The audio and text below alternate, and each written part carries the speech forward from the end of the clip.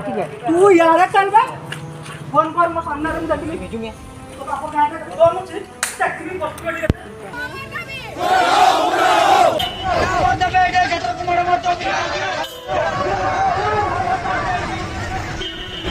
मुर्मू राज्य साधारण संपादक मासार्मी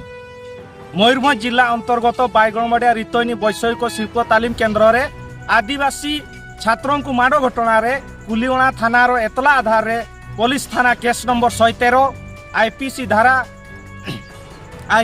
341 294 323 420 506 SC ST prevention of atrocity act 1889 धारा 31I 31S 31R 32VA दफा रुजु करी दुई अभियुक्त को पुलिस प्रशासन गिरफ करथिले मध्य मुख्य अभियुक्त पुलिस कबलरू फेरार हेबार सफल होईछि किंतु आश्चर्यर कथा एतला देवार 2 सप्ताह बीती जाइथिले मध्य मुख्य आसामी को गिरफ करिबार पुलिस प्रशासन विफल होईछि। आमे संदेह करूछु स्थानीय विधायक तथा शासक बीजेडी दलर छत्र छाया तले रहिथिबारु जानी शुणी पुलिस प्रशासन तांको गिरफ करू नहीं। ST SC prevention of atrocity act को मध्य 2018 मसीहार संशोधन अनुसार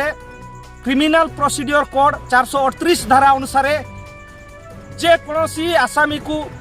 आगुआ जमीन मिली पारिबो नहीं किंतु जिला प्रशासन देउथिबा सफेई संपूर्ण भाव हास्यास्पद अटे। जे पर्यंत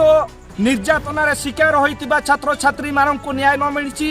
जे पर्यंत मुख्य आसामी को गिरफ करा न जाइछि से पर्यंत ए मयूरभंज बंद जारी रहिबो।